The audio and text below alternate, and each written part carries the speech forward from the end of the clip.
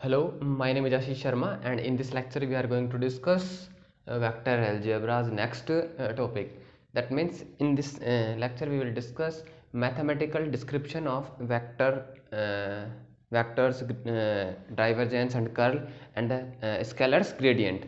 Means we will discuss mathematical formulae of gradient, divergence and curl. ठीक है. So we have already discussed geometrical meaning. जो geometrical meaning था वो अपन ने already last lecture में जो है डिस्कस कर लिया था. तो अब अपन उनके मैथमेटिकल फॉर्मूले की बात करेंगे और कुछ फॉर्मूले मैंने बता भी दिए थे. ठीक है. अच्छा, तो सबसे पहले हम बात करते हैं ग्रेडियंट की. ग्रेडियंट, ठीक है.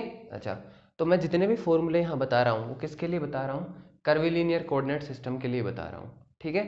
और कर्वीलीनियर कोऑर्डिनेट सिस्टम से अपन क्या कर सकते हैं, कंपेयर करा के सारे फॉर्मूले जो है लिख सकते हैं. तो जो ग्रेडियंट फाई होगा, phi is a scalar quantity, है ना, स्केलर.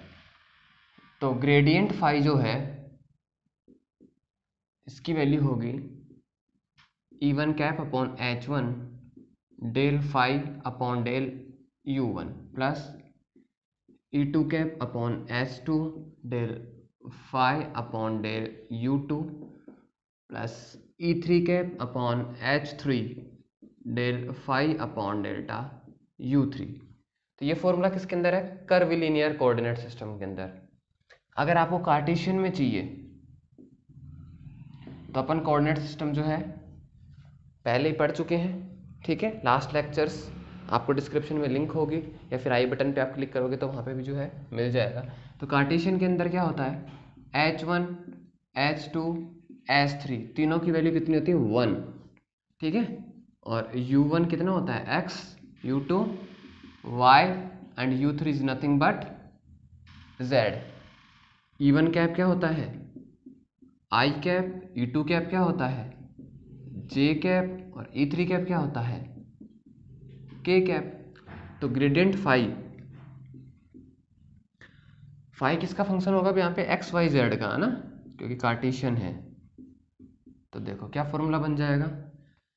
आई कैप है, H1 तो 1 है, मतलब I cap delta phi upon delta X plus J cap delta phi upon delta Y plus K cap delta phi upon delta Z. तो ये क्या हो गया? कार्टेशियन के अंदर जो है फॉर्मूला आ गया.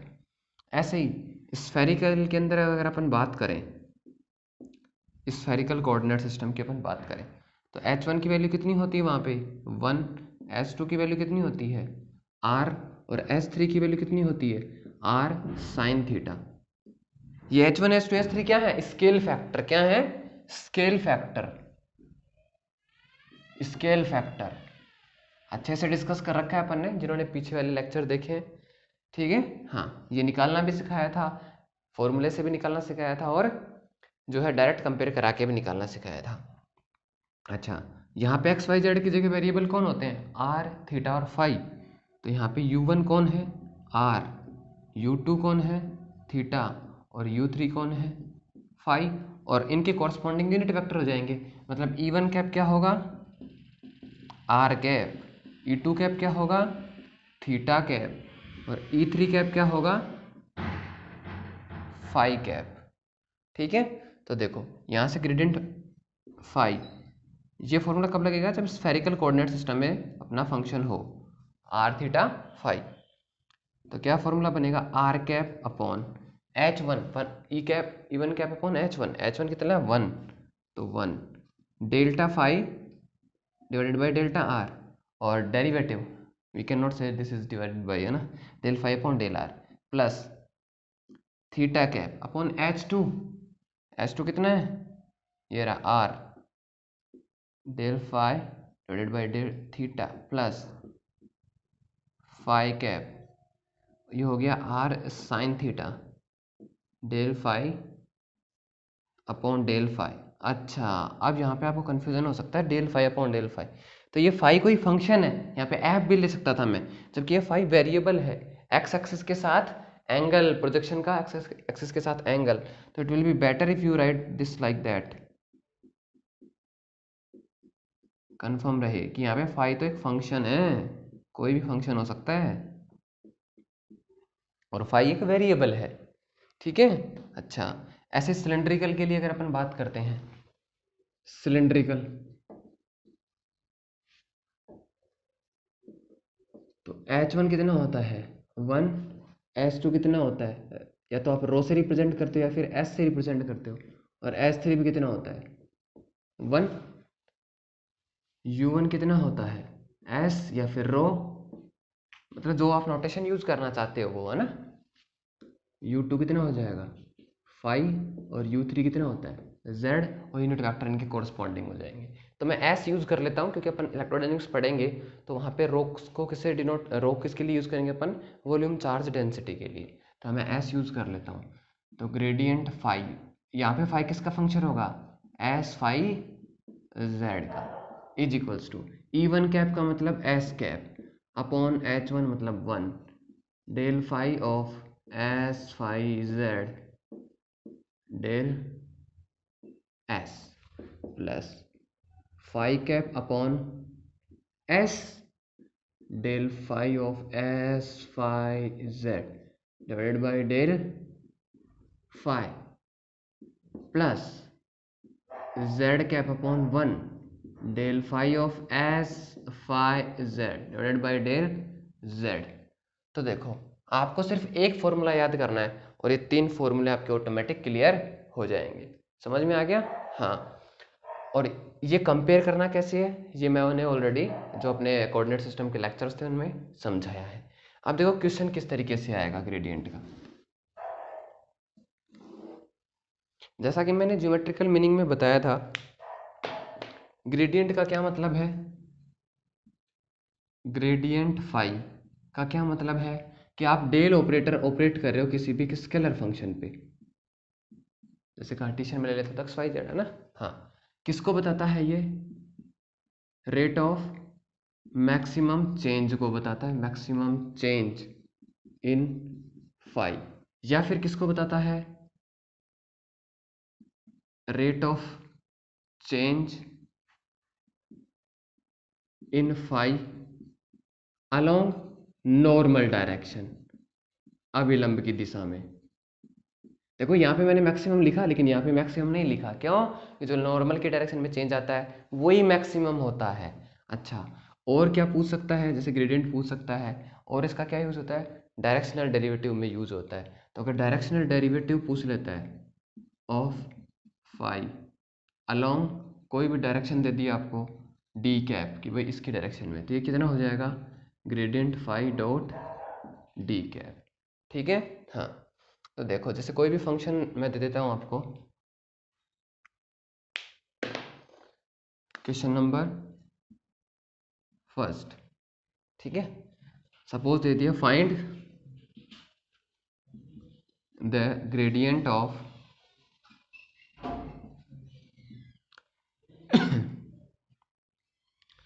r raised to the power n where r is radial vector, r vector क्या है, रेडियल वेक्टर है। मतलब ये भी कोऑर्डिनेट सिस्टम में पढ़ाया था, इसकी वैल्यू कितनी होती है x square plus Y square plus Z square की पावर 1/2। अच्छा, अब अपन इसको देखो स्फेरिकल से डायरेक्ट भी कर सकते थे, लेकिन अपन पहले इसको किससे करेंगे, कार्टेशियन से करेंगे। कार्टेशियन से करोगे तो फंक्शन क्या है यहाँ पे r की पावर n, कार्टेशियन में इसकी वैल्यू कितनी लिख सकते हो आप, x square plus Y square plus Z square की पावर n है, और इसकी पावर 1/2 है, तो कितना हो गया ये n/2 हो गया। तो आपको क्या चाहिए, ग्रेडियंट चाहिए, किसका, r की पावर n का, r की पावर n का। कार्टेशियन में देखो ये रहा फॉर्मूला, फंक्शन की जगह क्या रख दो, ये वैल्यू रख दो, रखें, देखो I cap del upon del X plus J cap del upon del Y plus K cap del upon del Z. Function अपना क्या है, ये है r की पावर n, कार्टेशियन में सोल्व कर रहे हैं इसको, X square plus Y square plus Z square power n by 2, X square plus Y square plus Z square power n by 2, X square plus Y square plus Z square power n by 2। Clear है? ठीक है। Derivative करना आता है आपको, partial derivative है ये, आंशिक अवकलन। तो यहाँ से आ गया ग्रेडियंट ऑफ आर की power n equals to gradient of are की पावर n, ऐसे भी डिनोट कर सकता हूँ ना मैं। देखो, तो ये आई कैप एक्स के रेस्पेक्ट में करोगे तो ये n बाई 2 पहले पावर आगे आएगी, फिर एक पावर कितनी बच जाएगी, x square plus Y square plus Z square n by 2 minus 1। अरे एक्स की पावर n का कितना होता है, n एक्स की पावर n माइनस 1, तो n बाई 2 आगे, n बाई 2 माइनस 1। अब अंदर करोगे तो एक्स स्क्वायर का 2x हो जाएगा, y का 0 z का 0, क्योंकि क्या है ये पार्शियल डेरिवेटिव है, तो हो गया 2x।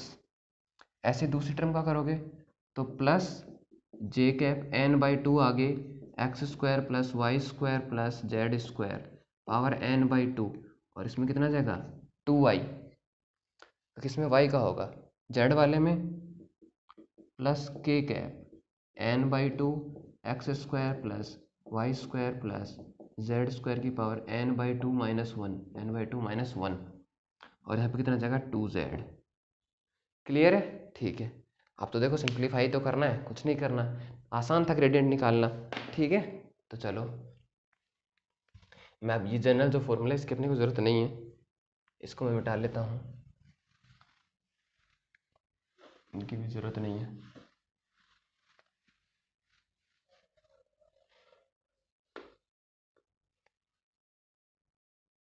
ठीक है, तो इससे आगे अपन यहाँ बात करते हैं। तो देखो, ग्रेडियंट ऑफ आर की power n is equals to nothing but, देखो ये 2 इस 2 से कैंसिल हो जाएगा, तो कितना हो जाएगा I cap into N, X square plus Y square plus Z square को मैं कितना लिख सकता हूँ, आर स्क्वायर और पावर n माइनस 2 बाई 2। कैसे? अरे X square plus Y square plus Z square equal to R square, यहाँ से, और n बाई 2 माइनस 1 है तो एल से हम लोग n माइनस 2 बाई 2।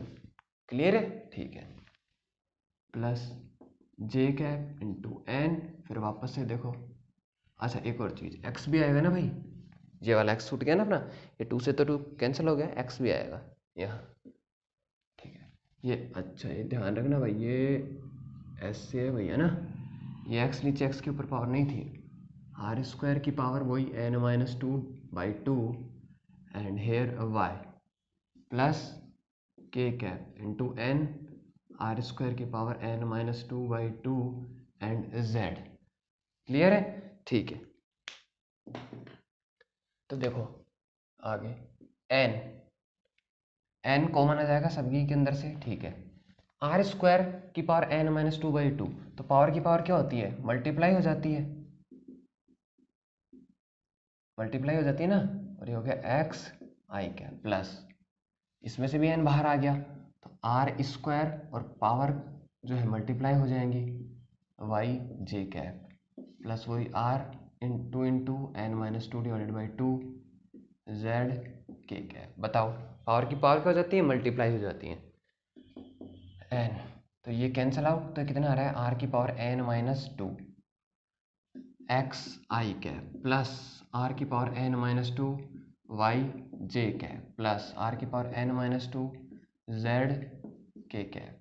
देखो अब आर एन की पावर एन माइनस 2 भी कॉमन आ गया, यहाँ क्या बच गया, X I cap plus Y J cap plus Z के कैप, यही बच गया। क्या है ये, ग्रेडियंट ऑफ आर की पावर एन है। ठीक है, अच्छा इसको देखो, सिर्फ अगर वापस से आपको आर के टर्म्स में कन्वर्ट करना है तो ये एन आर की power N minus 2 X I cap plus Y J cap plus Z के कैप क्या हो जाएगा, आर वेक्टर, तो ये कितना हो गया, आर वेक्टर। तो ये आ गया अपना फाइनल आंसर। इसको भी अगर आप लिखना चाहते हो तो देखो एन आर की power N minus 2, r vector को क्या लिख सकता हूँ, आर इंटू आर कैप लिख सकता हूँ, इसका मैग्नीट्यूड इसकी डायरेक्शन, आर की पावर n माइनस 2 और आर की पावर 1, मतलब आर की पावर n माइनस 1 और आर कैप। तो आपको ग्रेडियंट करना, सोल्व करना आ गया होगा, ठीक है। लेकिन ध्यान रखना, ग्रेडियंट ऑफ आर की पावर n आप याद भी रखना, क्योंकि जब अपन ईडी में जब कैलकुलेट करेंगे, क्वेश्चन सब किया करेंगे, तो अपने को बहुत ज़्यादा डायरेक्ट जरूरत पड़ेगी, ठीक है ना। तो इजीली याद भी रखना है आपको, ठीक है। अब देखो कार्टेशियन में अपने को कितनी मेहनत करनी पड़ी, इसी को अगर मैं स्फेरिकल से करूँगा तो बहुत जल्दी हो जाएगा। ये करें, चलो। तो यहाँ तक आपको कोई दिक्कत नहीं है। अब इसी को मैं, इसी क्वेश्चन को, क्योंकि बाकी कोऑर्डिनेट सिस्टम आए ही क्यों, कि अपन चीज़ों को आसानी से पढ़ सकें। बाकी कोऑर्डिनेट सिस्टम क्या करते हैं, प्रॉब्लम के अंदर सुविधा लाते हैं, है ना, कन्वीनियंट बनाते हैं, इसको कन्वीनियंट बनाते हैं। तो स्फेरिकल से जब अपन करेंगे तो बहुत जल्दी हो जाएगा ये। तो मैं मिटा लेता हूँ ये अब।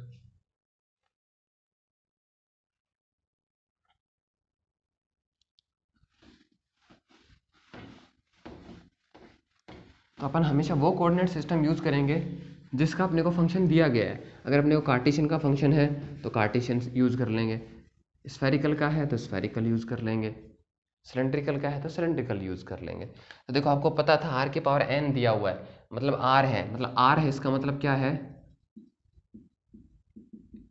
स्फेरिकल है। तो देखो स्फेरिकल का फॉर्मूला ये रहा।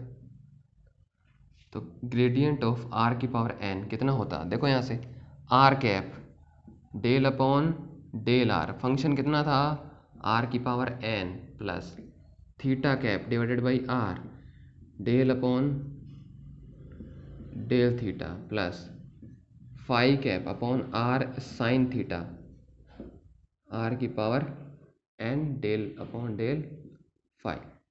बताओ, और दूसरी लाइन में आंसर आ जाएगा। कैसे, देखो ग्रेडियंट ऑफ आर की power N equals to r cap, r की पावर एन का डेरिवेटिव आप करोगे तो कितना आएगा, एन आर की पावर एन माइनस 1। अच्छा, ये आर है और ये थीटा है, पार्शियल डेरिवेटिव है। इसके अंदर देखो आर थीटा फाई क्या है, इंडिपेंडेंट है। इसका मतलब ये डेरिवेटिव भी जीरो और ये डेरिवेटिव भी जीरो, पार्शियल डेरिवेटिव है ना भाई, ये आर है, ये थीटा, ये आर है और फाई है। तो सिर्फ इतना ही आंसर हो गया। तो क्या हो गया, ग्रेडियंट ऑफ आर की power N equals to N are की power N minus 1 R cap. देखो एन आर की power N minus 1 R cap. अगर आपको वेक्टर टर्म में लिखना है तो इसको क्या लिख सकता हूँ, एन आर की power N minus 2 r vector,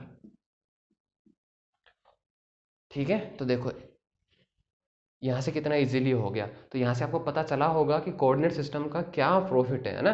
problem जिस कोऑर्डिनेट सिस्टम में दी जाए अपन को उसी में डिस्कस करना है। प्रॉब्लम में जो सिमेट्री होगी, जिस कोऑर्डिनेट सिस्टम के लिए सिमेट्री होगी, अपन वही सिस्टम यूज़ करेंगे। जैसे अगर कोई क्यूब दिया हुआ है तो अपन कार्टेशियन यूज़ करेंगे, अगर कोई स्फीयर दिया हुआ है तो अपन स्फेरिकल कोऑर्डिनेट सिस्टम यूज़ करेंगे। क्लियर है, ठीक है।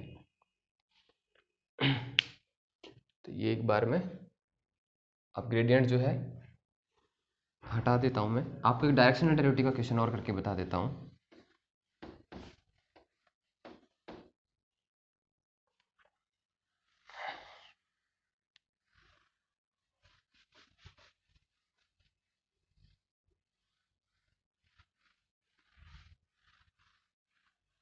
तो किस तरीके के जो है क्वेश्चन आ सकते हैं एग्जाम के अंदर। तो let me right the question first. Find the maximum rate of change in phi of x y z equals to 3xy square z at x equal to y equal to z equal to 1। क्या कहा, find the maximum rate of change in phi x y z equal to, ये function है, at this point पे निकालना है। And also find the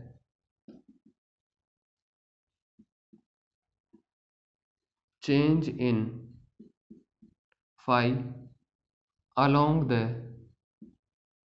direction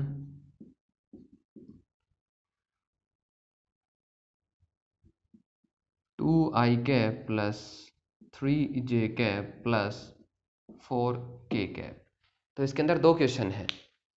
क्या, एक तो इसमें मैक्सिमम चेंज निकालना है, तो आप समझ गए होगे कि ग्रेडियंट निकालना है। दूसरा क्या निकालना है कि find the change in phi along the direction this one, इस डायरेक्शन के अलोंग चेंज निकालो। ठीक है, तो चलो भाई करते हैं। हाँ, तो देखो ग्रेडियंट की बात करते हैं, तो gradient of phi is equals to, Cartesian में तो कार्टेशियन का फॉर्मूला यूज कर लेते हैं, del upon del x, function क्या है अपना 3xy²z। ठीक है, ये मैं z को इस तरीके से जो डिनोट कर देता हूँ, ये इसलिए कर देता हूँ ताकि ये दो जैसा नहीं लगे ना, दो भी बनाते हैं ना मैथमेटिक्स में टू, तो कई बार मैं मोस्टली ऐसे यूज कर लेता हूँ, तो आपको कंफ्यूज नहीं होना है। ठीक है, प्लस जे cap del upon del Y 3xy² plus K cap del upon del z 3xy²z। Clear है?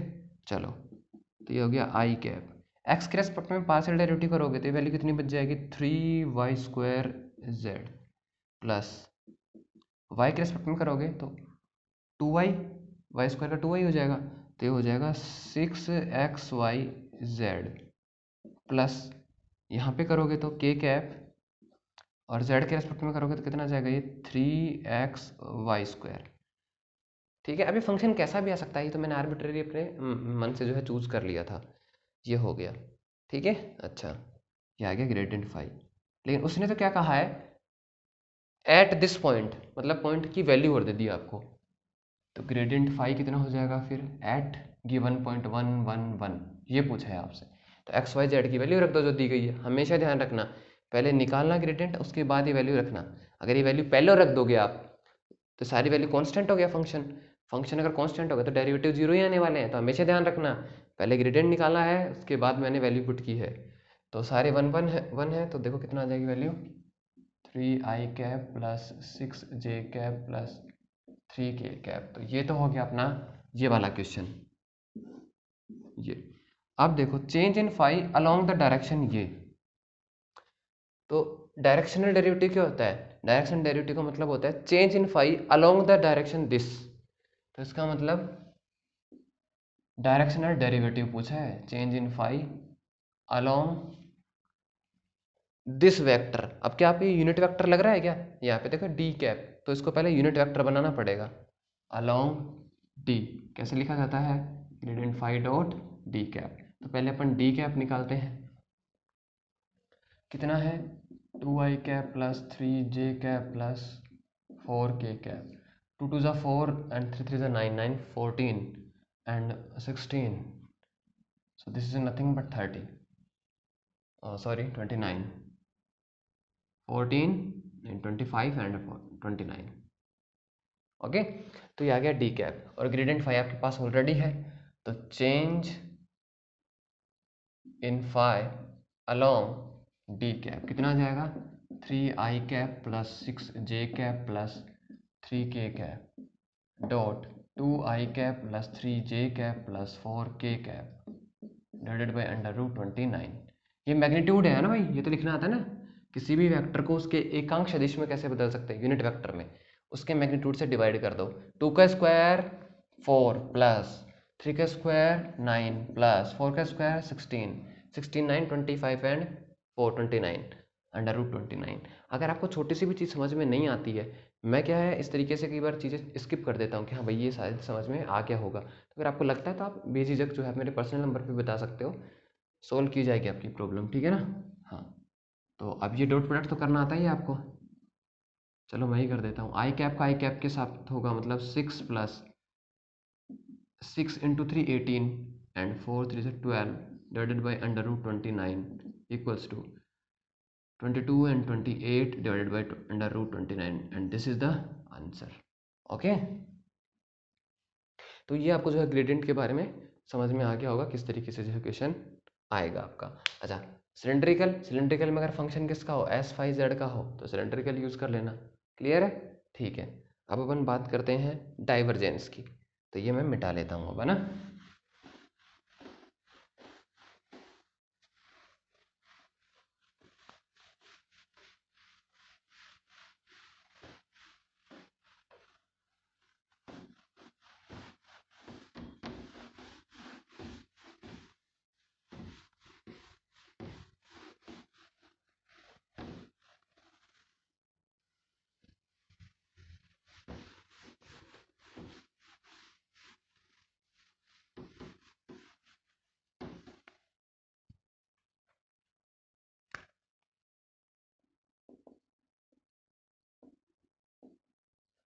डाइवर्जेंस। तो देखो डाइवर्जेंस के लिए भी, डाइवर्जेंस किसका होता है? हमेशा वेक्टर क्वांटिटी का होता है, और जो रिजल्ट निकल के आता है वो एक स्केलर होता है। Divergence of a vector is nothing but dot product of del operator with that vector, यही बात होती है। ठीक है, तो देखो अपन किसकी में बात करेंगे? कर्विलिनियर कोऑर्डिनेट सिस्टम में। तो कर्विलिनियर में कोई भी वेक्टर किस तरीके से लिखते हैं? a1 e1 cap plus a2 e2 cap plus a3 e3 cap. a1 क्या है? e1 की डायरेक्शन में कंपोनेंट है, a2 e2 की डायरेक्शन में, और a3 e3 की डायरेक्शन में कंपोनेंट है। जैसे अपन कार्टेशियन में लिखते हैं तो कैसे लिखते हैं? ax i कैप, मतलब ax क्या है?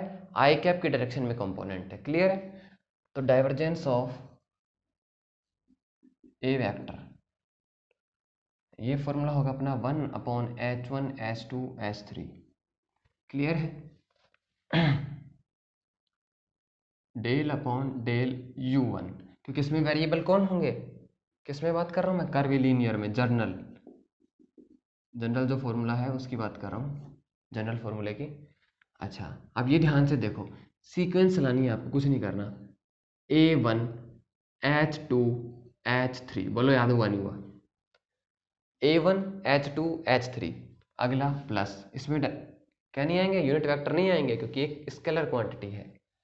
डेल अपॉन डेल u2, तो जो है उसी से स्टार्ट करो, a2 2 के बाद h3 h1, हो गया ना याद? डेल अपॉन डेल u3, तो क्या आएगा? a3 h1 h2। क्लियर है? ठीक है। h1 h2 h3 क्या है? स्केल फैक्टर्स हैं। तो मैं किसकी बात करूं? कार्टेशियन की बात करूं, तो अब अपन बार बार कंपेयर करा के नहीं लिखेंगे। कार्टेशियन में आपको पता है कि h1 h2 h3 क्या है, u1 u2 u3 क्या है, अभी मैंने बताए थे। तो डाइवर्जेंस ऑफ ए वेक्टर क्या हो जाएगा? 1/, h1 h2 h3 सब कितने होते हैं? 1 होते हैं, तो 1। u1 कितना होता है? x, ये कितना हो जाएगा? ax, और h2 h3 कितने होते हैं? 1 ही होते हैं, plus del upon del y, ये कितना हो जाएगा? ay, और ये कितना हो जाएगा? Del upon del z, az। तो क्या आ गया? डाइवर्जेंस का फॉर्मूला आ गया कार्टेशियन के अंदर। क्लियर है? ठीक है। स्फेरिकल की बात करो, तो डाइवर्जेंस ऑफ ए वेक्टर, यहाँ पे h1 1 होता है, h2 r होता है, h3 r साइन थीटा। तो h1 h2 h3 कितने हो जाएंगे? r square sine theta, del upon del r। अच्छा, कंपोनेंट a1 कौन होगा? ar। अरे यहाँ पे कौन है? r थीटा फाई वेरिएबल है, तो a1 तो मतलब जो फर्स्ट है वो r, सेकंड जो है थीटा, और ये फाई, तो ar। h2 कितना होता है? r, और h3 कितना होता है? r साइन थीटा, तो कितना हो जाएगा? ar r square sine theta plus del upon del theta A theta, और h3 h1, तो h3 होता है r साइन थीटा, h1 तो 1 ही होता है, और डेल अपॉन डेल फाई, तो ए फाई, और वैल्यू h1 h2 मतलब r। तो किसके अंदर आ गया? स्फेरिकल के अंदर। ऐसे सिलेंड्रिकल के अंदर divergence of a vector, h1 1 h2 s h3 1, तो 1/s, del upon del s, as, s2 s3 मतलब s। Let me consider small bracket, s phi z, तो del upon del phi, component a phi, h3 h1, h3 भी 1 होता है और h1 भी 1 होता है, तो इनटू में 1, del upon del z, az, h1 h2, h1 1 होता है लेकिन h2 s होता है, तो क्या हो गया अपना? सिलेंड्रिकल में आ गया। क्लियर है? ठीक है। तो अब देखो डाइवर्जेंस क्या बताता है, फिजिकल जो इंटरप्रिटेशन है वो बता चुके थे कि how a vector quantity spreads out, कि कोई भी वेक्टर जो फील्ड है या वेक्टर क्वांटिटी है वो किस तरीके से फैल रहा है, इसको मेजर करता है डाइवर्जेंस। ठीक है, बाकी क्या बताता है? फ्लक्स पर यूनिट वॉल्यूम को बताता है। ठीक है। तो देखो यहाँ से अपन क्वेश्चन की बात करते हैं एक। तो क्वेश्चन क्या है, फाइंड डाइवर्जेंस ऑफ आर की पावर एन। पूछ सकता है कैसे, नहीं, डाइवर्जेंस किसका होगा, वेक्टर का, तो आर की power N into R vector, R की power N into R vector, R cap भी आ सकता है लेकिन मैंने वेक्टर लिखा है, ठीक है। हाँ, ये पूछ लिया। तो देखो, पहले अपन इसको कार्टेशियन से करेंगे, फिर स्फेरिकल से करेंगे। तो कार्टेशियन में भी आर को रिलेट कर सकते हैं और स्फेरिकल से भी कर सकते हैं डायरेक्ट, ठीक है। तो चलो किससे करें, कार्टेशियन से करते हैं पहले। तो कार्टेशियन से करना है तो पहले आपको इसको फॉर्म में को कार्टेशियन में लाना पड़ेगा।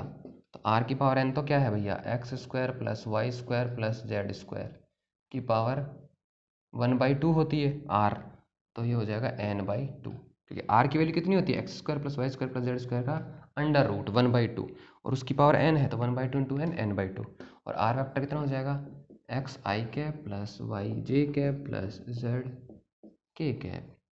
आगे सोल्व करोगे तो इसको आर की power N, R vector is nothing but X square plus Y square plus Z square power n/2 into X I cap plus X square plus Y square plus Z square power n/2 Y J K plus X square plus Y square plus Z square की power n/2 Z के cap. ठीक है, ऐसा क्यों किया मैंने, ये देखो अपने को ए एक्स कंपोनेंट चाहिएगा, वाई कंपोनेंट चाहिएगा, जेड कंपोनेंट चाहिएगा। तो ये क्या हो गया, एक्स कंपोनेंट हो गया, ये वाई कंपोनेंट हो गया, ये जेड कंपोनेंट हो गया। आया समझ में। चलो तो करते हैं फिर आगे। तो मैं कार्टेशियन का फॉर्मूला यहीं यूज़ कर लेता हूँ, डेल ऑफ आर की पावर एन आर वेक्टर, तो del upon del X, A X component कितना है, ये रहा, X square plus Y square plus Z square की पावर n/2 और x plus del upon del Y, X square plus Y square plus Z square की power n/2 y plus del upon del Z, X square plus Y square plus Z square की power n/2 और z। Clear है।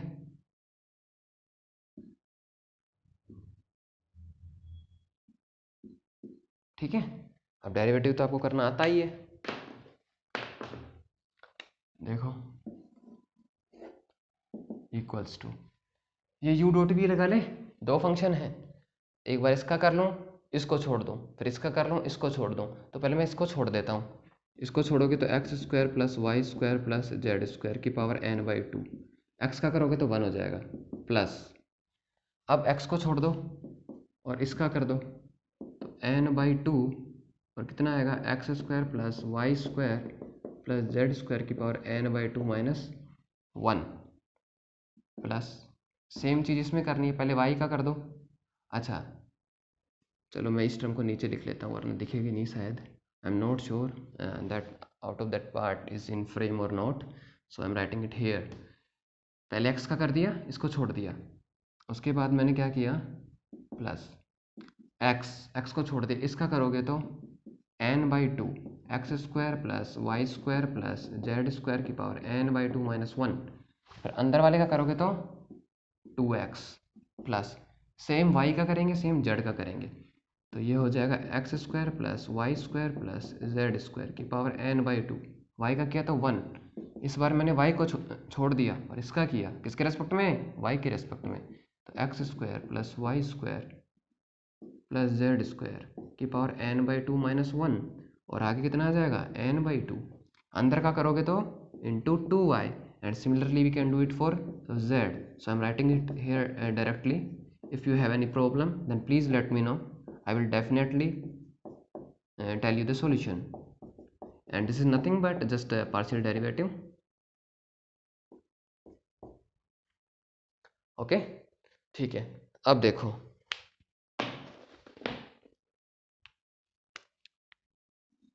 ये term, ये term और ये term, तीनों term same है, तीनों टर्म सेम है, तो ग्रेडियंट ऑफ आर की power n vector is 3 into x square plus Y square plus Z square कितना होता है, आर स्क्वायर आर स्क्वायर, और इसकी भी पावर कितनी है n/2, n/2 प्लस प्लस। अब देखो इस टर्म के अंदर, इन टर्म्स के अंदर ये 2 से 2 कैंसिल हो जाएगा, ये हो जाएगा एक्स स्क्वायर, और ये x square plus Y square plus Z square क्या हो जाएगा, आर स्क्वायर की पावर n-2/2, तो n/2 -1 क्या है, सेम ले लिया। Similarly plus Y square R square की power n-2/2 plus Z square R square की पावर n-2/2। यहाँ तक कोई इशू नहीं होगा, ठीक है। तो ये कितना हो गया, 3r की पावर n प्लस, ये देखो ये पावर कैंसिल, तो कितने बचेगी, r की पावर n-2, ठीक है। अब यहाँ पे भी r की पावर n-2 बचेगी और यहाँ पे भी r की पावर n-2, सभी में से कॉमन ले लिया और ये क्या बन गया, x square plus Y square plus Z square.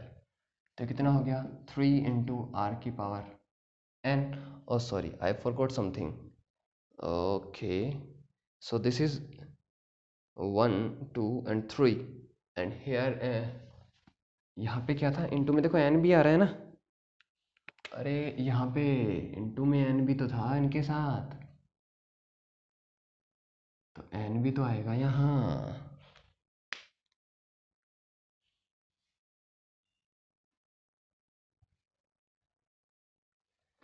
अरे देखो ये n है ना, यहाँ पे देखो 2 से 2 कट गया, एक्स स्क्वायर n मैं लिखना भूल गया था, अब लिख लिया मैंने। तो तीनों में से n कॉमन आ गया और r की पावर n-2 कॉमन आ गया, 3r की पावर n प्लस 3r की पावर n-2, कितना हो जाएगा, r स्क्वायर। तो हो गया 3r की power n and this is not 3, this is n r की पावर n, मतलब r की पावर n कॉमन ले लूँगा तो कितना आ जाएगा, 3 + n। Any doubt, this is nothing but divergence of r की पावर n r वेक्टर, ये भी आप डायरेक्ट याद रख लेना, बाकी अपन ने कर लिया है। तो डाइवर्जेंस ऑफ r की पावर n r वेक्टर कितना आ गया, n + 3 × r की पावर n, कितना आ गया, डाइवर्जेंस ऑफ r की पावर n r वेक्टर आ गया n + 3 r की पावर n। ये डाइवर्जेंस एक स्केलर क्वांटिटी होती है, स्केलर आ गया। अब अपन किससे करेंगे इसको, स्फेरिकल से करेंगे, और स्फेरिकल से देखो कितनी जल्दी हो जाएगा। जल्दी क्यों हो जाएगा, पार्शियल डेरिवेटिव थीटा के रेस्पेक्ट में करेंगे और फाई के रेस्पेक्ट में करेंगे। तो ये देखो किस तरीके से होता है, तो पहले मैं मिटा लेता हूँ, ओके।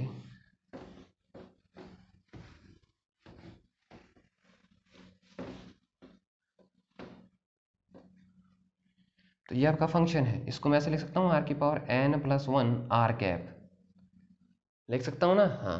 तो देखो plus 0 theta cap plus 0 phi cap, इसका मतलब ए आर कितना है, कोई भी जो वेक्टर है ये ए आर कितना हो गया, r की पावर n+1 r कैप, ए थीटा कितना हो गया 0, ए फाई कितना हो गया 0। तो ये रहा आपका स्फेरिकल वाला फॉर्मूला, है ना फॉर्मूला। देखो मैं इसी में यूज़ कर लेता हूँ, चलो इसको नीचे ही लिख लेता हूँ मैं, डाइवर्जेंस ऑफ r की power n r vector 1/r² sin theta, 1/r² sin theta, del/del r, A R ये रहा भैया, r की पावर n+1, तो r की पावर n+1 इंटू r² sin थीटा इंटू r² sin theta, A theta 0, ये टर्म 0, ए फाई 0, ये टर्म भी 0, ठीक है। हाँ ए फाई इंटू आर है भाई, ये इंटू में है ना, ऐसे मत समझ रहे ना, इसका फंक्शन कुछ इंटू में ये, ऐसे कर लो ज़्यादा बेटर रहेगा, ठीक है। अच्छा तो बाकी टर्म आएंगे ही नहीं, इसको आगे सोल्व करो। साइन थीटा है, पार्शियल डेरिवेटिव है, कुछ फर्क नहीं पड़ेगा, बाहर आ जाएगा, तो ये साइन थीटा इससे कैंसिल हो जाएगा, r की पावर n+1 और r की पावर 2, तो ये कितना हो गया 1/r² del/del r, r की पावर n+3 हो गया, n+1 और n+2, n+3 हो गया। इसका डेरिवेटिव अगर आप करोगे तो कितना आ जाएगा 1/r², n+3 का करोगे तो n+3 आगे, और r की पावर ऊपर कितना बच जाएगा n+2 बच जाएगा। कैसे, एक पावर कम हो जाएगी, अरे n+3 पावर नीचे, पावर में से एक कम, n+3 - 1 मतलब n+2, देखो अब ये आर की पावर एन नहीं, आर स्क्वायर है यहाँ पे, तो आर की पावर एन प्लस 2 और ये आर स्क्वायर, मतलब ये भी कैंसिल, तो कितना बच गया एन प्लस 3 आर की power n, n plus 3 r की पावर एन। तो ऐसे देखो कितना जल्दी हो गया। जल्दी क्यों हो गया? क्योंकि स्फेरिकल के अंदर था, आपका फंक्शन स्फेरिकल में था, तो अगर आप स्फेरिकल कोऑर्डिनेट सिस्टम यूज़ करोगे तो ये जल्दी हो जाएगा। क्लियर है? चलो अब अपन बात करते हैं कर्ल की, ठीक है ना। हाँ तो कर्ल क्या, अच्छा एक और चीज़, कोई भी वेक्टर क्वांटिटी दे दे, चलो एक और क्वेश्चन में डाइवर्जेंस का आपको करवा देता हूँ पहले।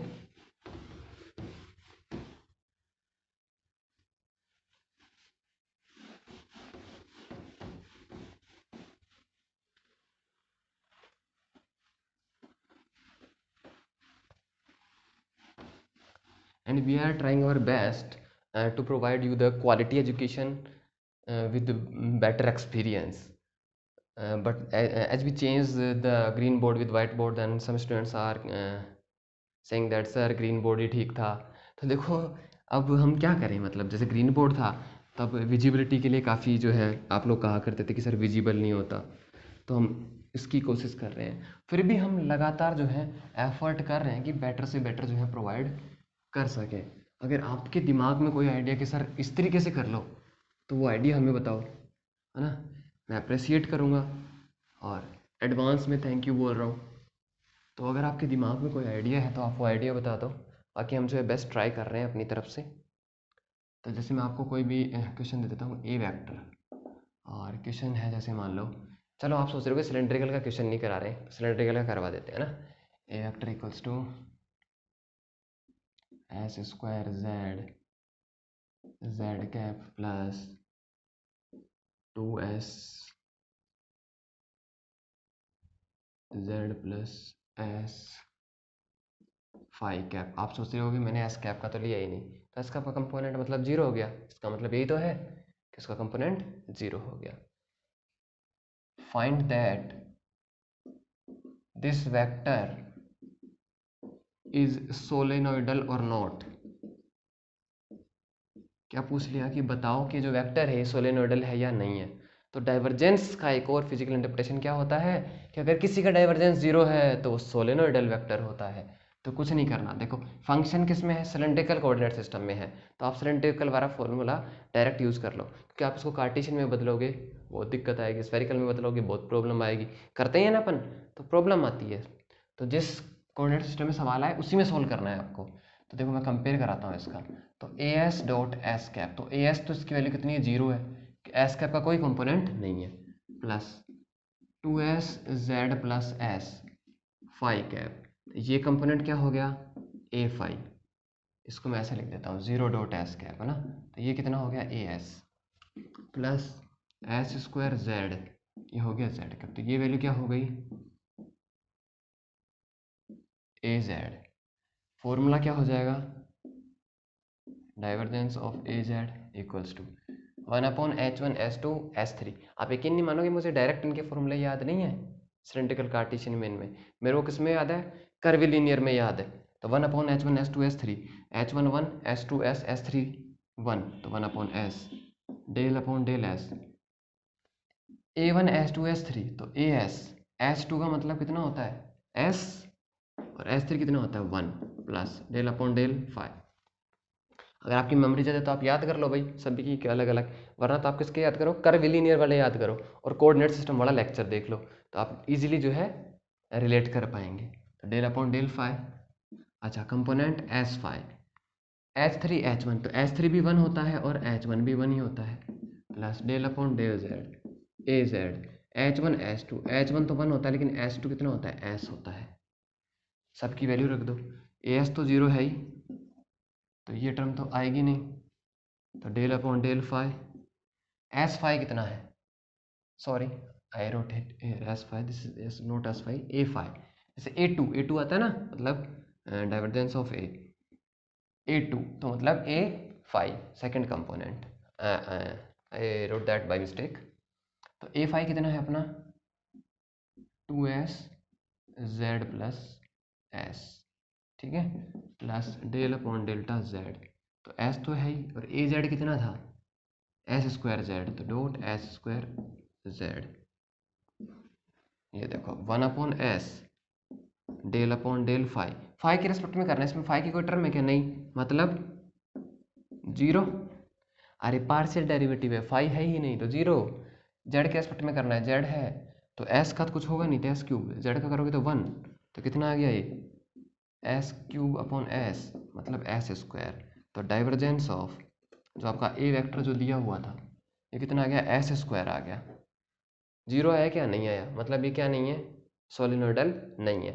अब हो सकता है वो इसमें भी पॉइंट दे दे, find this vector is solenoidal और not at S equal to 2, five equal to pi, Z equal to 3, है ना, ऐसे पॉइंट दे दे। तो जो लास्ट में है उसमें पहले पॉइंट भी रख लेना, अरे पॉइंट की वैल्यू एस फाई जेड की वैल्यू रख लेना, क्लियर है। तो ये क्या हो गया आपका, डाइवर्जेंस हो गया। अब लास्ट और फाइनल अपना कर्ल, उसके बाद लाप्लासियन भी है, लेकिन लाप्लासियन जो है उसको आपको दिक्कत नहीं आएगी, ग्रेडियंट और डाइवर्जेंस से ही जो है वो हो जाएगा। ठीक है, तो पहले मैं ये मिटा लेता हूँ।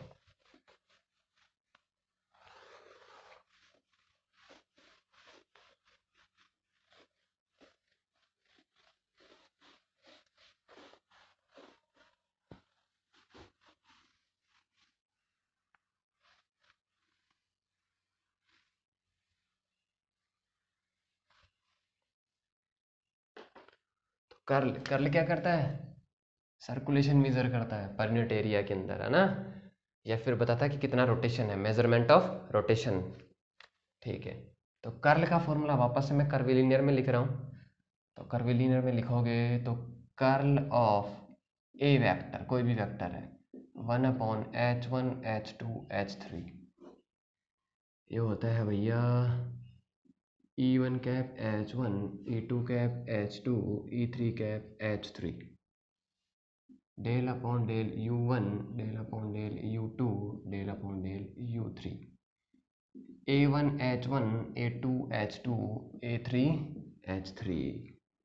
ठीक है, तो देखो curl of a vector in Cartesian, Cartesian में कितना हो जाएगा, तो आप लोग बताओ। H1 H2 H3 कितना होता है, वन, तो वन। E1 कितना होता है, आई कैप, H1 भी वन होता है, तो ये आई कैप।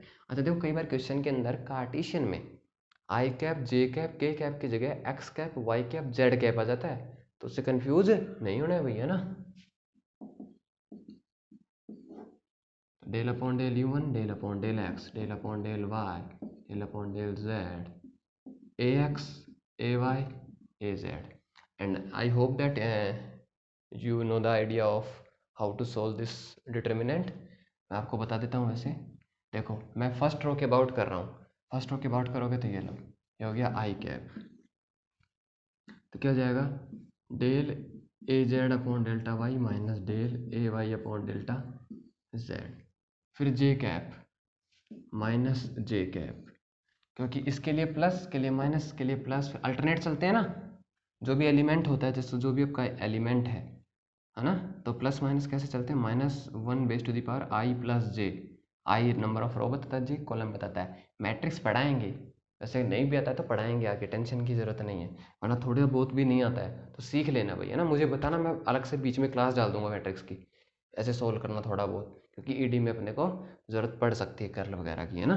हाँ, तो ये देखो अब ये हो गया इसका, तो इसके अबाउट करोगे तो ये छोड़ दिया, ये छोड़ दिया, ये this one minus this one. वैसे एक और तरीका जो है मैं आपको बताऊंगा, मस्त रहो।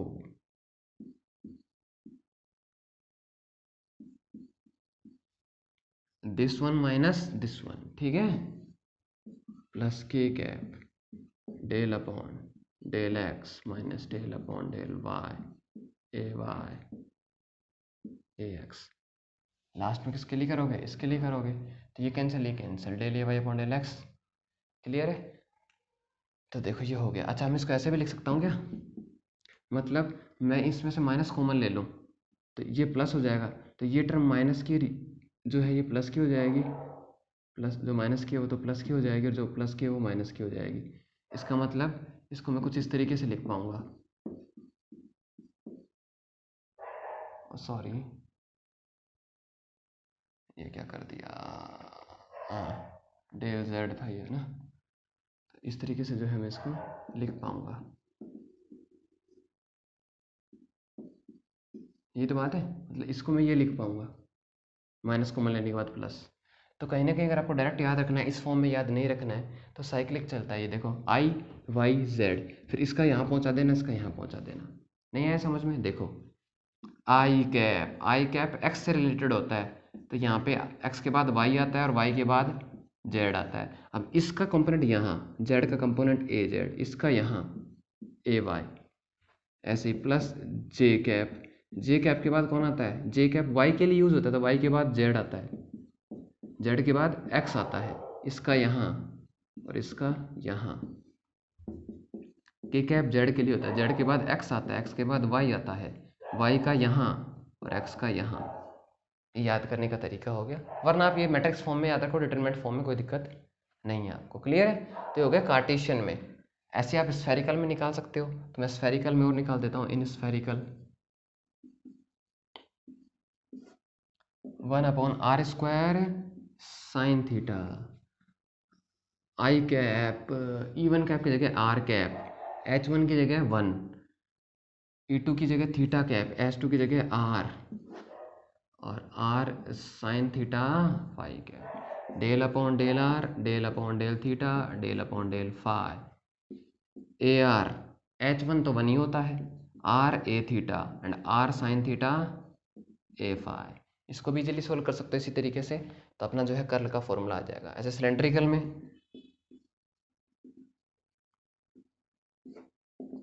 1/s, क्योंकि H1 1, H2 s, H3 भी 1, तो S cap S phi cap Z cap, del upon del S, del upon del phi, del upon del Z, और ये AS A phi into S and AZ, क्योंकि S3 भी 1 होता है। देखो इस लेक्चर से पहले पिछला लेक्चर जरूर देख लेना जो वेक्टर अलजेब्रा के हैं, कोऑर्डिनेट सिस्टम के, वरना देखो भी समझ में नहीं आया होगा ये। अगर आपको पहले से भी नहीं आता है और आपने वेक्टर अलजेब्रा के जो प्रीवियस लेक्चर्स भी नहीं देखे हैं तो नहीं आएगा। एक बात समझ लीजिए कि जितने लोग पहले कोचिंग ले चुके हैं आप उनसे पूछ सकते हो, और अगर आप में से भी कोई जो कोचिंग ले चुके हैं, सेम इसी तरीके से पढ़ाया जाता है, सेम वही कंटेंट मैं जो है आपको प्रोवाइड करवा रहा हूँ। इससे अलग कुछ नहीं पढ़ाया जाता, सिर्फ हवा बनाई जाती है ना। हवा बनाना मुझे आता नहीं है, सिर्फ हवा बनाई जाती है। आप सिर्फ फॉलो करते रहो मेरे को, डेफिनेटली आप जो बच्चे कोचिंग ले रहे हैं उनसे ज़्यादा सीखोगे आप, ठीक है ना। आप भी देख रहे होगे कि कोई भी जो एग्ज़ाम होता है ना,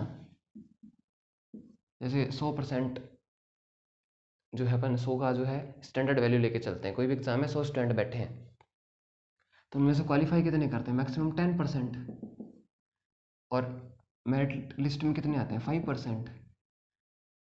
तो जिस तरीके से मैं जो कोर्स प्रोवाइड करा रहा हूँ, मेरे लेक्चर्स होते हैं लेंथी, और मैं हर एक चीज़ को डिटेल से बनाता हूँ, कोई क्लिक बेट नहीं होता है ना, कि इससे बाहर कुछ नहीं जाएगा, 10 मिनट में ये ख़त्म कर लो, 10 मिनट में वो ख़त्म कर लो। ऐसे आपको यूट्यूब पे बहुत सारा कंटेंट मिल जाएगा कि 10 मिनट में ये टॉपिक समझ लो, इससे बाहर कुछ नहीं आएगा, CSR नेट क्लियर कर लो, क्रैक कर दो।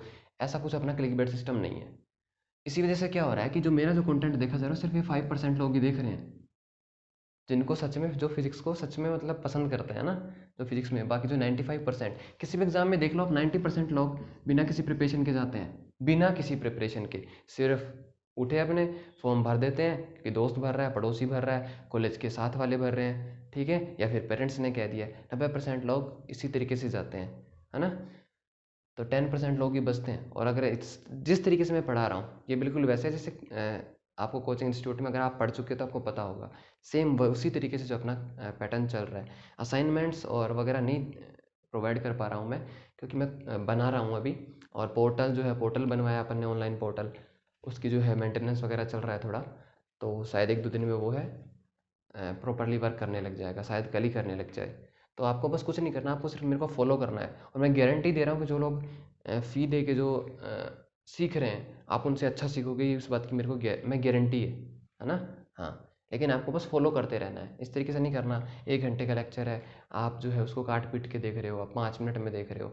आपको अगर कोई चीज़ पहले से भी आती है तो रिवाइज हो जाएगा भाई, फ्री तो बैठे हो, रिविज़न कर लो। तो कंप्लीट देखने हैं आपको जितने भी लेक्चर्स हैं ना। तो स्फेरिकल के अंदर हो गया, सिलेंड्रिकल के अंदर हो गया। तो इसका भी मैं क्वेश्चन करवा देता हूँ, जो अपन सबका करते हुए आ रहे हैं r⁴n के लिए, है ना। तो मैं इस बार कार्टेशियन में नहीं करूँगा मैं, है ना। कार्टेशियन में देखो वही कर लोगे, कंपोनेंट बनाने आते हैं, बना लोगे। मैं डायरेक्ट स्फेरिकल का बता देता हूँ आपको। और कर्ल क्या बताता है? रोटेशन को बताता है भाई। तो इसमें क्वेश्चन ऐसे भी आ सकता है कि ये जो वेक्टर है ये रोटेशनल वेक्टर है या नहीं है, या फिर ये फील्ड रोट, अगर ये कंजर्वेटिव फील्ड है तो इनका कर्ल कितना होगा? कंजर्वेटिव फील्ड है तो कर्ल कितना होता है? 0 होता है। तो कर्ल ऑफ आर की power N R vector, curl किससे रिप्रेजेंट किया जाता है? क्रॉस प्रोडक्ट के साथ। डेल ऑपरेटर का जो क्रॉस प्रोडक्ट है वो रिप्रेजेंट करता है कर्ल को। तो ये रहा। तो आर की पावर एन वेक्टर का मतलब क्या है? आर की power N plus one R cap. तो आर की पावर एन प्लस वन क्या हो गया अपना? ए आर हो गया। ठीक है, ए आर हो गया। ये रहा। ए थीटा ए फाई 0 हो गए, तो इन दोनों की वैल्यू मैंने 0 कर दी। ठीक है, तो देखो जब आप इसको सॉल्व करोगे तो आर कैप यहाँ इस लाइन के लिए जब सॉल्व करते हो 0 0, तो मतलब आर कैप के साथ क्या आ गया? 0 माइनस 0 प्लस माइनस कर लेता हूँ माइनस आर थीटा कैप। इसके लिए सॉल्व करोगे तो देखो ये तो 0 हो गया माइनस ये। अब ए आर है, ए आर कितना है आपका? आर की पावर एन, ये कितना है? Del upon del five R की power N plus one minus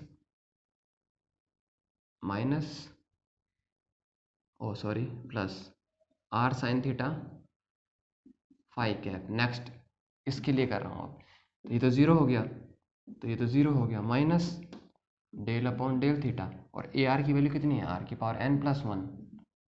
तो देखो ये भी 0 हो गए, क्यों? फाइव का कोई टर्म नहीं है तो ये भी 0, थीटा की कोई टर्म नहीं है तो ये भी 0। तो कर्ल ऑफ आर की पावर एन, आर वेक्टर कितना आ गया? 0 आ गया। ठीक है, ठीक है। तो और जो है क्वेश्चन अपन कल करेंगे, लाप्लासियन के करेंगे, और कल इसके क्वेश्चन जो अपन करेंगे प्लस अपन थ्योरम्स पढ़ेंगे, gradient theorem, Stokes theorem, Gauss divergence theorem. ठीक है, ये अपन कल पढ़ेंगे, काफ़ी इंपॉर्टेंट भी हैं ये। क्लियर है ना? अब देखो इस चीज़ को, तीन चीज़ें आप याद कर लो। ग्रेडियंट ऑफ आर की पावर एन कितना आया था? एन आर की power N minus two R vector. Cap में याद करोगे तो आर की power N minus one R cap. Divergence कितना आया था? आर की पावर एन आर वेक्टर का एन प्लस थ्री आर की पावर एन। कर्ल कितना आया है? आर की पावर एन आर वेक्टर का 0। तो मान लो एग्जाम में आप क्या आ जाएगा? आर क्यूब आर वेक्टर का डाइवर्जेंस बताओ। तो देखो कंपेयर कराओ, एन की वैल्यू कितनी है? 3, तो 3 प्लस थ्री 6, आर की पावर एन की वैल्यू 3, तो इसका डाइवर्जेंस कितना हो जाएगा? इतना हो जाएगा। तो ये जनरल फॉर्मूले आपको याद रखने हैं। क्लियर है? चलो बाकी कल मिलते हैं। Stay safe, take care.